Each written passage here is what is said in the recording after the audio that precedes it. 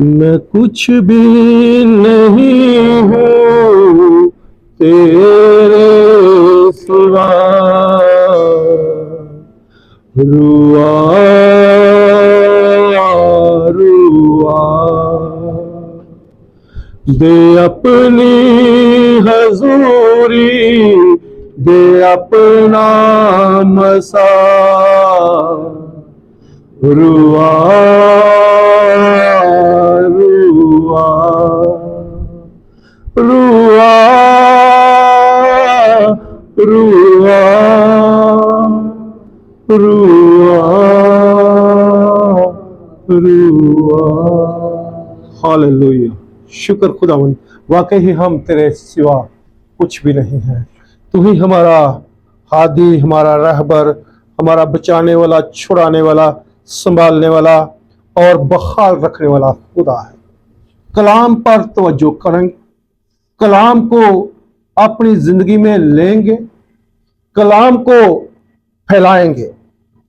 ये कलाम ऐसा कलाम है जो हर एक के इरादे को, सोच को, समझ को, ख्यालों को, बातों को, कामों को तब्दील कर देता है, क्योंकि यीशु जहां पर आता है मौजूदा हो जाता है। हम देखेंगे अमाल की किताब 3 बाब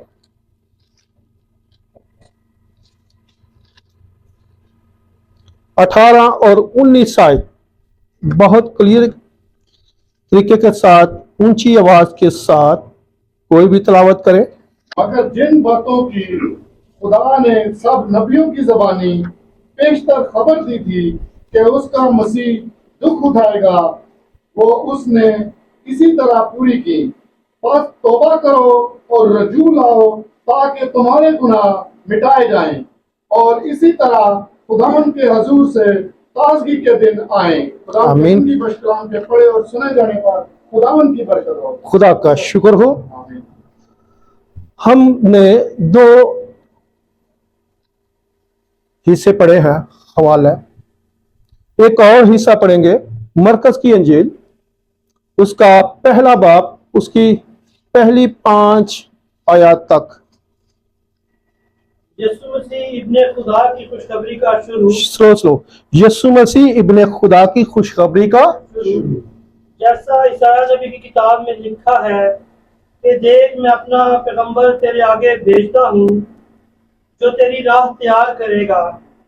बियाबान में पुकारने वाले की आवाज आती है कि खुदावंद की राह तैयार करो, उसके रास्ते सीधे बनाओ। यूहन्ना आया और बियाबान में बपतिस्मा देता और गुनाहों की माफी के लिए तौबा के बपतिस्मा की मनादी करता था। और यहूदिया के मुल्क के सब लोग और यरूशलेम के सब रहने वाले निकलकर उसके पास गए और उन्होंने अपने गुनाहों का इकरार करके दरियाए यरदन में उससे बपतिस्मा लिया। आमीन। ये 2 हवाले आपके सामने मैंने तलावत करवाए। यहां पर हमने एक चीज सीखनी है कि ताजगी के दिन, क्या ताजगी के दिन हमारी जिंदगी में कैसे आएंगे। जैसे जैसे हम आगे बढ़ेंगे, हम हर रोज चाहते हैं कि हमारे लिए फ्रेश डे हो, फ्रेश खाना हो, फ्रेश हर एक चीज हमारे सामने हाजिर हो। और इसी तरह हम जब ये चीजों को सोचते हैं और अपनी जिंदगी को ज्यादा अहमियत देते हैं, जब हम ये चीजों को सोचते हैं तो क्या होता है, अपनी जिंदगी को ज्यादा अहमियत देते हैं, तो हमारी जिंदगी में ताजे दिन, फ्रेश दिन, फ्रेश डे कैसे आ सकते हैं, हम समझेंगे। हमने बहुत दफा इस कलाम को, कलाम वो ही है, यीशु वो है जो इस दुनिया में आया। हमने चंद दिन पहले कुछ ऐसी बातें, ऐसी ईदें, ऐसे जो इबादतें थी वो की। ईस्टर की इबादत, ईद पेंतिकोस्त की इबादत की, उससे पहले यानी जब ईद पेंतिकोस्त की इबादत थी 10 दिन पहले खुदावंद यीशु मसीह अपने शिगिर्दों से एक वादा करते हैं कि मैं तुम्हें दूसरा मददगार बख्शूंगा। उसमें जब ईद सौल मनाई, खुदा उनकी आंखों के सामने कहां पर गए? आसमान पर उठा लिए गए, जलाली बदन, पाक बदन। और हम सब भी चाहते हैं कि हम भी जलाली बने और पाक बने। इसके लिए हमें एक फार्मूला चाहिए, एक तरीका चाहिए जो हम सब अपनी जिंदगी में ताजे दिन लेकर आ सकते हैं। क्योंकि हम सब ईमान रखते हैं, यकीन रखते हैं कि मरकज की अंजील में पहली आयत में यीशु मसीह इब्ने खुदा की खुशखबरी का शुरू यानी आगाज, बिगनिंग, जो खुदावन यीशु मसीह का आना हमारी जिंदगी में शुरू हो चुका था, वो उससे पहले तैयारी करवाता है। उससे पहले बहुत सी पेशनगोइयां होती हैं और वो पेशनगोइयों के बगैर इस दुनिया में नहीं आए। यहां पर एक पैगंबर उसकी राह को तैयार करता है और वो ही कहता है आपके दिन फिरने वाले हैं, आपके दिन तब्दील होने वाले हैं, आप बदल जाएंगे।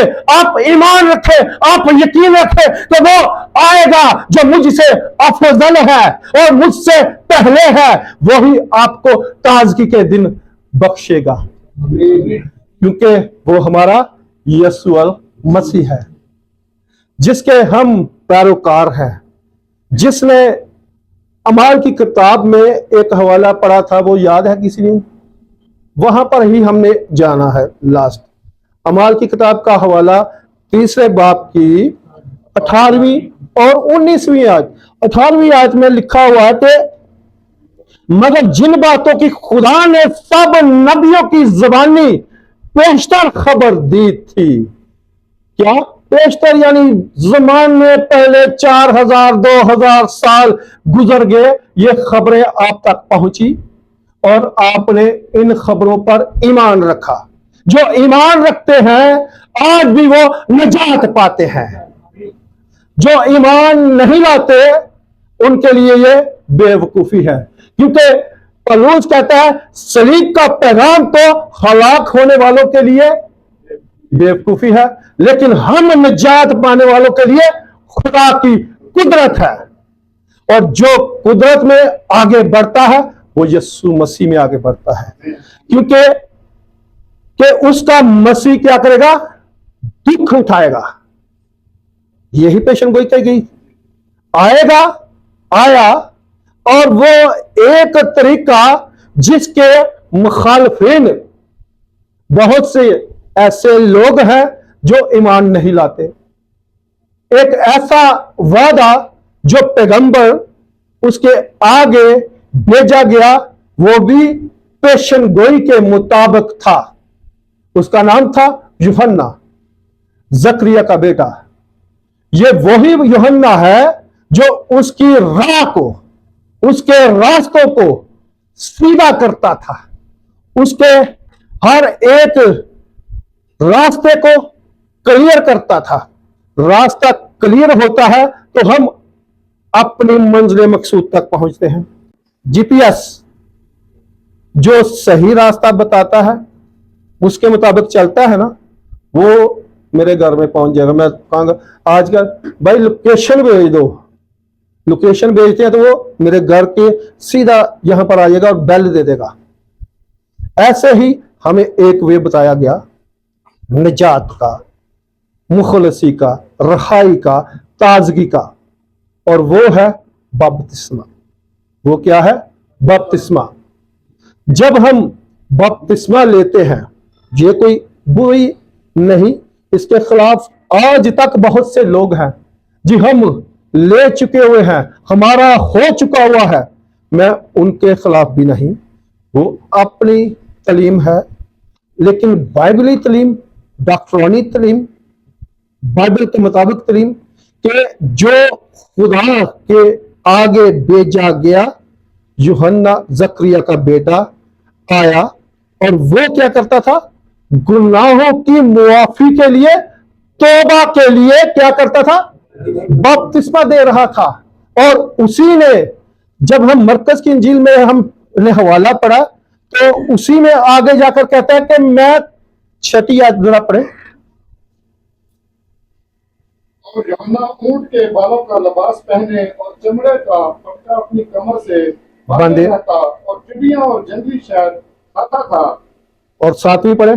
और ये मनादी करता था कि मेरे बाद वो शख्स आने वाला है जो मुझसे जोरावर है, मैं इस लायक नहीं कि झुककर उसकी जूतियों का तस्मा खोलूं।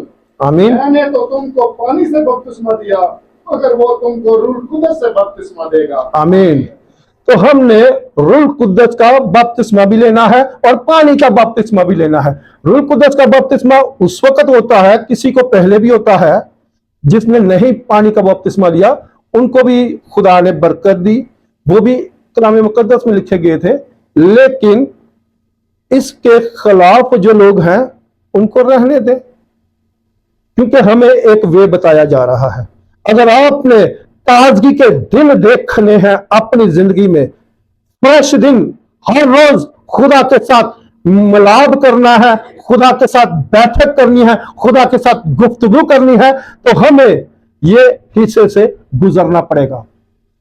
हम यीशु मसीह से तो बड़े नहीं।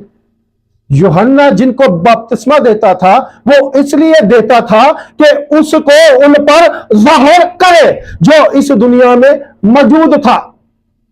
और जैसे ही यूहन्ना ने बपतिस्मा देना शुरू किया तो क्या गुनाहगार, क्या भला, क्या बुरा, क्या अच्छा, क्या इससे भी बुरा उसके पास आए और वो एक ऐसी तलीम देता था, ऐसे लफ्ज बोलता था। अगर आज कोई खादम उन लफ्जों को दोहराए तो उसको क्या करेंगे? कह देंगे कि पागल जे, अरे चर्च ते नहीं जे जाना, ऐ पागल हो गए, चर्च ते नहीं जाना। उसने ऐसी लफ्ज बोले, ऐ अप्पी के बेटो, ऐ सांप के बच्चों, तुमको किसने जतला दिया कि आने वाले गजब से भागो। अगर आज कोई ऐसा कलाम करे तो क्या होता है? आपको कम हो गया ये पागल, क्योंकि सच्चाई वाले को हमेशा कहते हैं गुम जाने वाला। जो सच्चाई बयान करते हैं उनको घूमने वाला ही खादम कहते हैं। ये नहीं कि मैं सच्चाई पे, सच्चाई ये है कि यीशु सच्चाई है और उसी ने हमें ये तालीम दी है। अब यीशु को कौन से गुनाह थे, कौन सी ऐसी परेशानी थी कि उसने बपतिस्मा लेना था? यूहन्ना ने तो यहां पर इकरार कर लिया कि मैं तो खुद तुझसे लेने का भी मुश्ताक हूं। यहां पर उसने कहा कि वो मुझसे पहले है, मैं तो उसकी जूती का तस्मा के। यीशु ही ऐसा हमारा फ्रेश करने वाला खुदा है। वो हमारी हर बीमारी को, कमजोरी को, परेशानी को, दुख को, तकलीफ को, जब हम सच्चाई के साथ, सच्चाई क्या करेगी? तुमको आजाद करेगी। सच्चाई से वाकिफ हो तो क्या तुम्हें सच्चाई करती है? और जहां आजादी होती है वहां पाक रूह होता है। तो जोरदार तालियां होनी चाहिए पाक रूह के लिए, क्योंकि यीशु हमारा पाक है। और यीशु ने क्या कहा यूहन्ना को? अब तू होने ही दे, हमें सारी रास्तबाजी इसी तरह पूरी करना जरूरी है। आज हम जब जानते हैं बहुत से ऐसे लोग हैं इस चर्च में बैठे हुए हैं या चर्च के बाद हैं, जो भी ऑनलाइन भी सुनेंगे, बाद में भी सुनेंगे, यूट्यूब के जरिए भी सुनेंगे, ऐसे लोग हैं तौबा करते हैं, ईमान रखते हैं और पुख्ता इरादा करते हैं, पुख्ती उम्मीद रखते हैं, फिर भी पानी का बपतिस्मा लेकर अपने आप को अफजल जानते हैं कि हमने खादम के कहने से बपतिस्मा ले लिया है और खादम को ही जलाते रहते हैं कि तेरे कहने से तो भाई कहने से तो ठीक है, लेकिन अब जो आपने वादा कर लिया है, खादम ने आपको पानी में खड़ा कर लिया है और खादम ने आपको पीछे की तरफ जब करना होता है तो वो कहता है खुदावन यीशु मसीह में अब तुम मर गया है। जब हम मर जाते हैं खुदावन यीशु मसीह में, जब हम ऊपर उठते हैं तो एक नया जन्म होता है, नई खुशी मिलती है। और जब हमें नई खुशी मिलती है तो हमारी जिंदगी तब्दील होना शुरू हो जाती है, हम तौबा की तरफ माइल हो जाते हैं। जो लोग तौबा सच्चे दिल से करते हैं, अगर वो तौबा करके फिर पुरानी हरकतों में, पुराने दिनों में जिंदगी गुजारेंगे, माजी को बार बार याद करेंगे, उसमें खलाकत है। माजी में क्या है? खलाकत है। फ्यूचर में जिंदगी है। फ्यूचर कौन है? यीशु मसीह। क्योंकि जब यीशु मसीह इस दुनिया में आया, उसने कहा था जो कोई मुझ पर ईमान लाए, हाँ वो मर भी जाए तो भी जिंदा है। इसलिए जब हम यीशु में मर गए थे, अब हम उसके लिए ईमान लेकर आए तो हम हमेशा तक जिंदा रहेंगे। कोई हमें मार नहीं सकता। हालेलुया, क्योंकि हम यीशु के पैरोकार हो चुके हैं।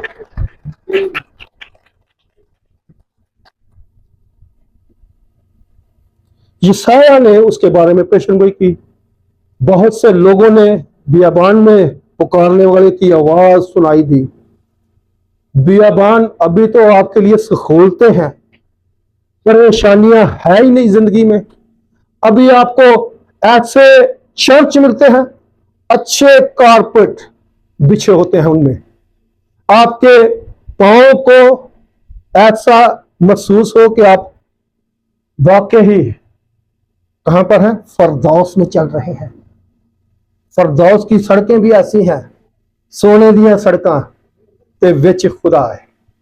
उस सड़कों में ऐसे आपकी सहूलतें दी हैं और लोग अभी भी बियाबान में, वहां पर बियाबान में पुकारने वाले की आवाज सुनकर वो भागे, दरिया यरदन की तरफ दौड़े, बपतिस्मा लिया। अभी तो खादम अच्छे से अच्छा चर्च बनाते हैं, कुर्सियां लगाते हैं और वहां पर ऐसी सहूलतें देते हैं। कभी भी वो जो लालच करके करता है ना, उसको बरकत नहीं मिलती। जो बेलौस खिदमत करते हैं, खुदावन की जानकर करते हैं, खुदा उन चर्चों में अजीब और जलाली काम करता है। जैसे हमारे पास्टर साहब ने दुआ करने से पहले कहा है कि हम बाइसे बरकत चर्च हो चुके हैं। इसमें आप फख्र ना करें। जो जब भी हमने यहां पर गवाही दी है चर्च की, तो शैतान उस चर्च के पीछे भागता है। शैतान उस चर्च को पकड़ने की कोशिश करता है। आपकी शैतान सिर्फ डरांदा ये, शैतान क्या करता है? अबलीस का काम है मक्कारी करना, डराना और गंदे गंदे ख्यालों में लेकर जाना। ये उसका काम है। लेकिन यीशु का काम है इन सब को कैंसर करना, इन सब को खत्म करना। क्योंकि यीशु एक ऐसी कुदरत रखता था कि जैसे ही वो एक शहर में गया, वहां पर जब उसने पूछा, एक आदमी था जो उसको वहां पर कदम रखते ही मिला, तो पूछा तेरा नाम क्या है? तो उसने क्या कहा? हालेलुया, लश्कर। यानी उसने कहा कि तू मेरा कुछ भी नहीं बिगाड़ सकता, मेरे पास तो लश्कर हैं, फौजें पीछे खड़ी हैं, वो तो तू एक है, मैं लश्करों के साथ हूं। तो ज़बूर 84 क्या कहता है? खुदावंदा तू लश्करांदा खुदा है, ठिकाना तेरा मन चंगा लगा है। इसलिए वो ही ठिकाना है लश्करों के खुदा का। वो लश्कर हो, ये खुदा का लश्कर है, जहां पर ठिकाना महफूज रहता है। वो ठिकाना तबाह और बर्बाद होने वाला होता है। वहां पर उसने उस लश्कर को निकाला और वो लश्कर सूरों के अंदर जाकर हलाक होकर गर्क हो गया। तो जिसने देखा उसने गवाही दी कि हमने खुदावंदा तू लश्करांदा खुदा है, उसके पास जाना है। उसी की उम्मीद थी, क्योंकि यहूदी शरीयत रखते थे। जैसे ही वो यहूदा का जो लिखाई गई थी ना शरीयत, जैसे ही वो खुदा का नाम, यहूदा का नाम यहोवा का नाम लिखते थे, तो वो कलम दोबारा कहते थे ये खुदा का नाम लिखा गया, इस कलम से बाकी हिस्सा कल लिखांगे, पाक साफ हो जाएंगे, किधर ऐसी भी ना हलाक हो जाएगी। तो आज आपको खुदा की आवाज चर्चों में मिलती है, आपके घरों में मिलती है, और आप चाहे ना अपनी अपनी बाइबलें लेकर आया करें। बाइबल में निजात है, बरकत है। हम शर्माते हैं, कोई ऐसी मुश्किल नहीं। बहुत से लोगों के पास ऐसे डिजिटल मोबाइल हैं जिनमें ये ऐप डाउनलोड होती है, आप वो यूज कर सकते हैं। आप पढ़े, बाइबल में निजात है, ईमान से यकीन से पढ़े, इसमें आपको हमेशा की जिंदगी मिलेगी। हमेशा की जिंदगी कौन है? आमीन, जोरदार तालियां यीशु।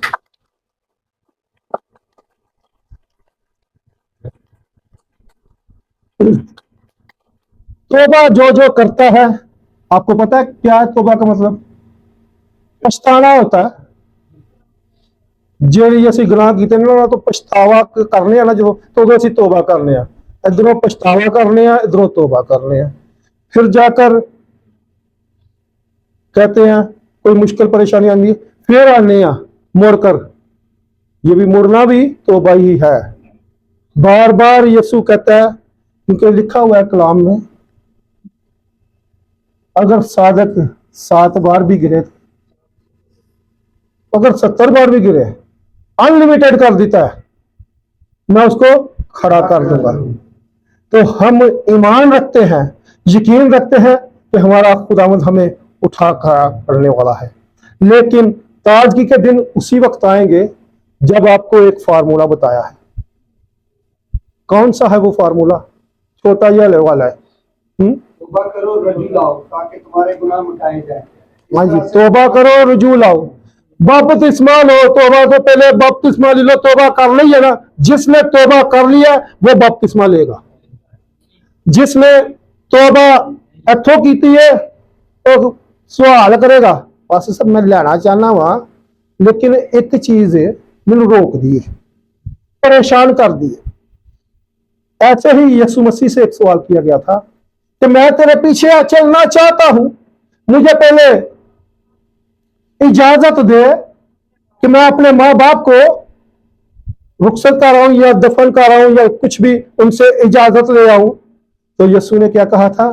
तू मेरी लायक नहीं बादशाही के, तू मेरे बादशाही के लायक नहीं। तू सवाल ही करना है, तू तनकीद ही करने वाला है, तू परेशान होएगा, मेरे पीछे आएगा। लेकिन जो अपनी स्लीप खुद उठाए और मेरे पीछे आए और तौबा करे, वो हमेशा की जिंदगी पाएगा। और वहां पर खुदा ने कहा था फिर एक और तमसील कि अगर कोई जो हल पर हाथ रखकर पीछे देखेगा,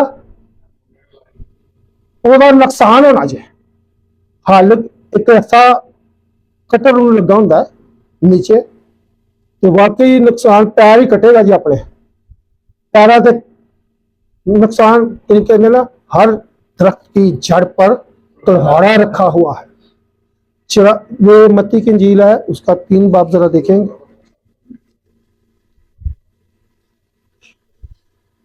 पांच बाब है मेरा ख्याल है, 5 बाब की 12 से जरा पढ़े। तुम दुनिया के नूर हो, जो शहर पहाड़ पर बसता है वो छुप नहीं सकता।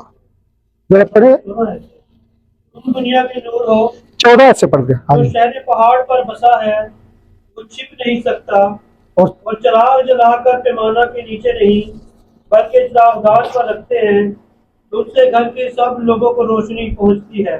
और इसी तरह तुम्हारी रोशनी आदमियों के सामने चमके, ताकि वो तुम्हारे नेक कामों को देखकर तुम्हारे बाप की जो आसमान पर है तमजीद करे। आमीन।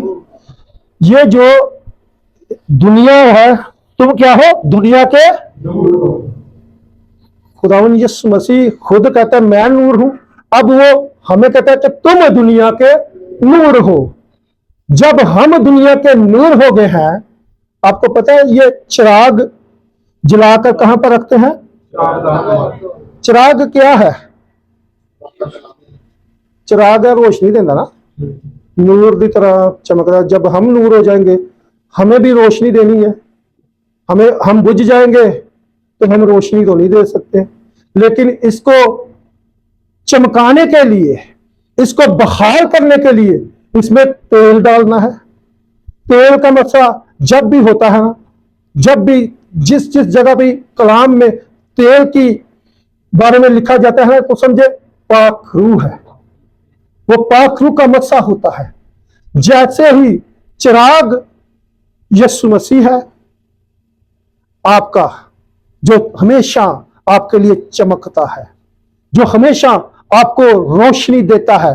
जब आप उस रोशनी के मुताबिक अपने आप को ढालेंगे, अपने आप को लेकर चलेंगे चिराग दान पर। ये एक चिराग दान, एक चिराग होता है और एक दान होता है। दान ऐसा होता है कि छत्ती बनाई होती है घरों में, पुराने वक्तां तो नहीं ही हूं सलफ कह सकते हो इंग्लिश में नवे लफ्जां से। सलफ लाई दी मैं अपने घर से, सल्फा लाइया ने जी। सल्फ अगर ऊंची जगह एक बनाते हैं ना, ऐसी अंगीठी कह लो पुराने वक्तों से कहने, हाँ अंगीठी ऐसी अपने घर से छत्ती बनाई, तो वहां पर एक दान है, ये इसको दान कह दे, और चिराग जलाकर वहां पर रखते हैं ताकि अंदर आने वालों को ठोकर न लगे, वो रोशनी में अंदर आए। जब आपके पास खुदा का कलाम होगा, रोशनी होगी, आप दूसरों को रोशन कर सकते हैं। सबसे पहले अपने घर को रोशन करना है, सबसे पहले, फिर बाहर देखना है। जब आप अपने घर को तब्दील कर लेंगे, रोशन कर लेंगे, तो आदमियों में आपका चिराग चमकता रहेगा। हालेलुया। जब आप ईमान रखेंगे, आपको उस कलाम से बरकत मिल रही है, तो आप उसी चर्च से लगे रहें, कभी भी उस चर्च को ना छोड़ें। जब आपको उस चर्च से अच्छी तालीम मिल रही है, अच्छी और बेहतर हर सहूलत मिलती है, तो आप उस चर्च के लिए खिदमत करने के लिए तैयार रहें। ये ना कहें कि आज पास्टर साहब ਤੁਹਾਡਾ कलाम चंगा सी, लेकिन इसके साथ कलाम के साथ पास्टर साहब को और भी चीज़ां चाहिए जी। ये नहीं, क्योंकि मजदूर अपनी मजदूरी का हकदार है। इसलिए उस चर्च को चमकाने के लिए, उस चर्च की खिदमत करने के लिए, उसको ना वो गिरे, उसकी हर तरह से खिदमत करें। अगर हम 13वीं पढ़े ना, तुम जमीन के नमक हो, लेकिन अगर नमक का मजा जाता रहे तो वो किस चीज से नमकीन किया जाएगा? फिर वो किसी काम का नहीं, सिवाय इसके के बाहर फेंका जाए, और क्या होगा? आदमी बड़े जे अपने में क्या करो, नमक रखो। ये भी एक पाक रूह है, कलाम है। अपने अंदर कलाम रखो, अपने अंदर बरकत रखो, अपने चेहरों को रोशन रखो। जिनके चेहरे रोशन होते हैं, आप अलग हैं, आप अलग किए हुए हैं, क्योंकि पतरस के खत में लिखा है कि आप अलग हैं, आप शाही कहनों का फिरका हैं, आप मुकद्दस कौम हैं, आप यीशु पर ईमान रखते हैं, जो कभी भी हाँ की जगह हाँ कहता है और ना की जगह ना कहता है। आपके अंदर भी यही क्वालिटी हो, और आप चमकते रहेंगे और अपने अंदर कलाम रखेंगे, और वो कलाम आपको हमेशा ताजगी के दिन देगा, बरकत के दिन देगा, और आप हर एक महफिल में पहचाने जाएंगे कि आप यीशु के सिपाही हैं, यीशु के पैरोकार हैं, यीशु के हवारी हैं, यीशु की इबादत करते हैं, यीशु की हर तरह से बंदगी करते हैं। आपने उसके साथ वादा कर लिया है, यहां से नहीं, कहां से करना है? किधर दिल ते कलाम आया ही? सारे दे दिल ते आया ना? किधर दिल ते आया ही? दसो हाँ, सारे दे दिल ते आया उन ते कलाम कि नहीं आया? एक दी गवाही दी सी और यसू ने दी सी। यस, जोरदार तालियां। तो मुझे मेरे दिल के मुताबिक एक बंदा मिल गया है और उसने फिर गवाही दी कि मैंने तेरे कलाम को अपने दिल में रख लिया है ताकि बदी से किनारा करूं, गुनाहों से हट जाऊं और हमेशा की जिंदगी पर ईमान रखूं और आगे बढ़ता चला जाऊं। ये है खुदा की तरफ से गवाही। और उसने फिर जब खुदा ने उसकी गवाही दी और उसने इकरार कर लिया कि वाकई ही मैंने क्या किया है, कहां पर रखा है? तेरे अपने दिल ते, मेरे तुहाडे दिल ते नहीं रखा। आज भी अगर आप कहेंगे पासो तुहाडे दिल ते सोना लगता जे, साडे दिलां ते रहन दो। जब आप ये सोचेंगे ना तो बरकत नहीं, बरकत उसी को मिलेगी जो अपने तोड़े को इस्तेमाल करेगा। जिसको 5 मिले उसने 5 और कमाए और 10 हो गए, जिसको 2 मिले उसने 2 कमाए और 4 हो गए, जिसको 1 मिला उसने क्या किया? छुपा दिया। हमारी तरह अपने मुंह ही अपने मुजरम बनने, अपने मुंह से कहते हैं कि मुझे पता था कि तू जहां नहीं बोता वहां से काटता है। जैसे ही ये बात सुनाई गई तो खुदा ने क्या कहा? इस सुस्त नौकर से वो तोड़ा ले लो और जिसके पास 10 है उसको दे दो। और वहां पर आगे जाकर कहते हैं जिसके पास है उसको दिया जाएगा और जिसके पास नहीं उससे वो भी ले लिया जाएगा जो उसको मैंने सौंपा है। आप सबको खुदा ने अक्ल दी, बनाई दी, बरकत दी और हमेशा तक अपना पाखरू आपके अंदर रखा है। किसी को खुदा ने महरूम नहीं रखा अपने पाखरू से। आप बस अपने आप में परखे कि वाकई मेरे अंदर खुदा का पाखरू है या नहीं। जब आप परख लेंगे कि खुदा का पाखरू आपके साथ काम कर रहा है और आप तरक्की की राह पर चलेंगे, आप हमेशा की जिंदगी में आगे बढ़ेंगे, आपकी सूरत बदलती जाएगी, आपकी सीरत यीशु जैसी हो जाएगी। हम जैसे कहते हैं वैसा ही मजाज अता कर जैसे तेरे बंदे यीशु और मसीह का था, जिसको तूने मुजस्सम करके इस दुनिया में भेजा ताकि हम उस पर ईमान लाए, हलाक ना हो और हमेशा की जिंदगी में जाए। हालेलुया। खुदावंद वाकई ही हम सबसे मोहब्बत करता है।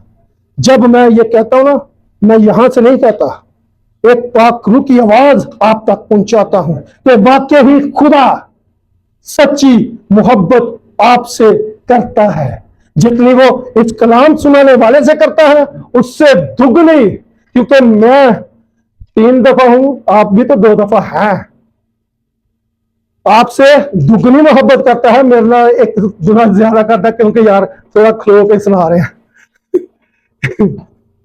इसलिए आप जब बैठकर सुन रहे हैं ना, आपसे दुगनी करता है। दुगनी वाला बात तो चुगनी कर लेना। ये मेरे को 3 ही रानियां ने, आपकी दुगनी होगी और आपने चुगनी करनी है।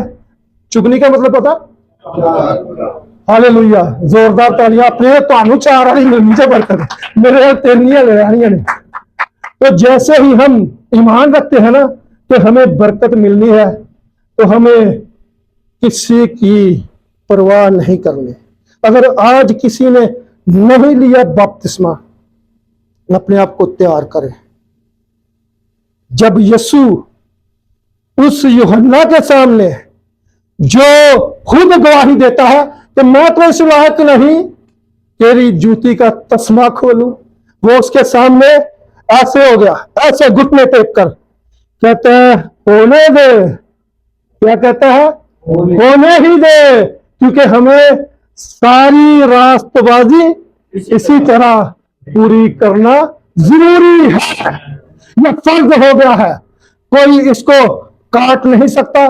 जो नहीं मानते ना उन्हें ना मनन दो, जेड़े मानते ने वो अपने दिलों को नरम कर रहा है, वो अपने दिलों पर, अपने जहनों में खुदावन यीशु मसीह को ले लें। वो आपको आला तलीम देगा, आला बरकत देगा, आपकी फैमिली को अलग कर लेगा। आप अलग किए हुए लोग तो हैं, जिसने यीशु को कबूल किया ना वो क्या है, अलग जो होंगे ना, अलग अक्सर लड़ाइयां पौंदियां ये जो अलग होंगे ने घरां दे। पता की होंगे ने, बच्चे इंडिपेंडेंट हो जाते हैं ना, बच्चे शादीशुदी हो जाती है, तो कुछ बच्चे जॉइंट फैमिली पसंद करते हैं, कुछ माँ बाप कहते हैं अलग हो जाओ, कुछ बच्चे खुद ही, पिछली दफा हमारी बहन ने भी एक कलाम सुनाया था ना मुर्शद बेटे का, उसने खुद ही कहा कि मेरा मालो मता मुझे अता दे, अता कर दे ताकि मैं अलग हो जा।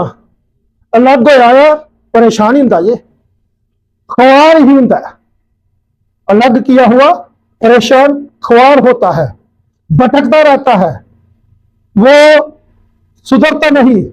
लेकिन हम अलग यीशु मसीह ने किए हैं। हम क्या हैं? अलग यीशु मसीह ने किए हुए हैं। जो यीशु मसीह ने अलग किए हैं, क्योंकि यीशु का वादा सच्चा और हक के साथ है।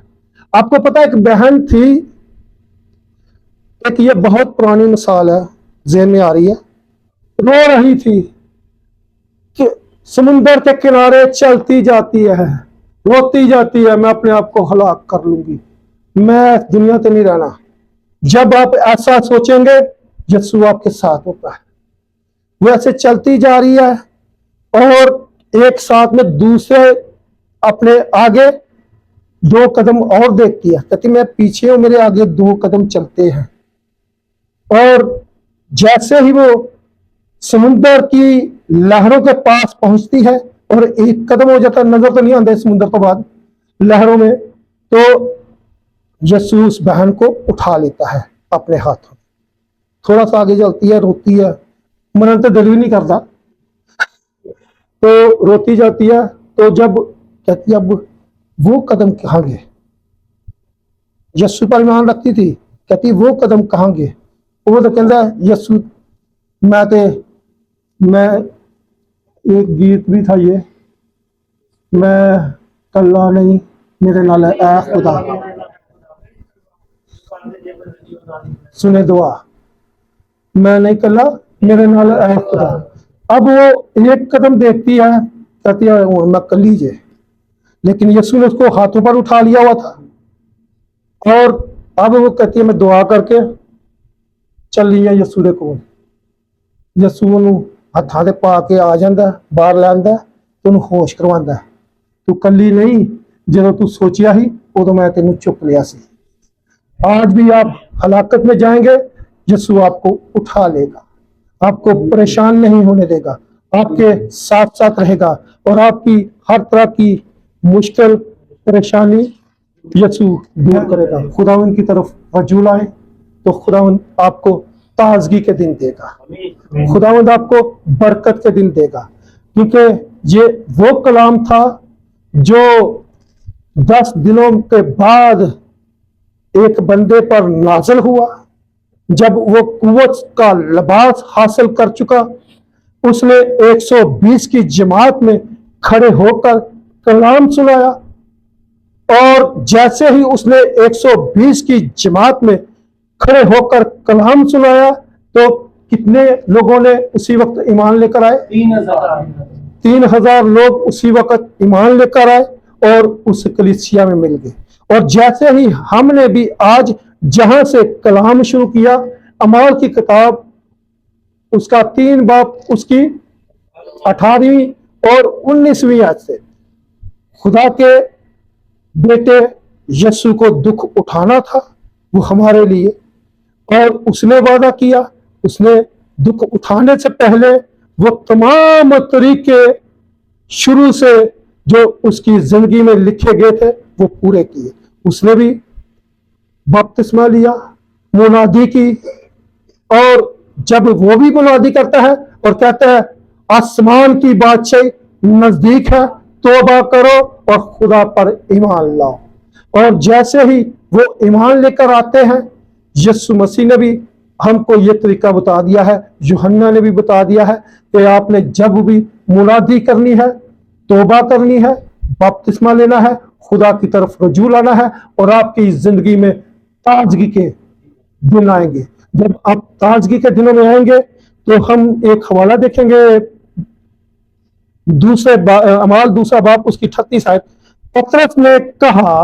पतरस ने उनसे कहा कि तौबा करो और तुम में से हर एक क्या करे, हर एक अपने क्या करे, गुनाहों की माफी के लिए तो मेरे गुनाहों की माफी वास्ते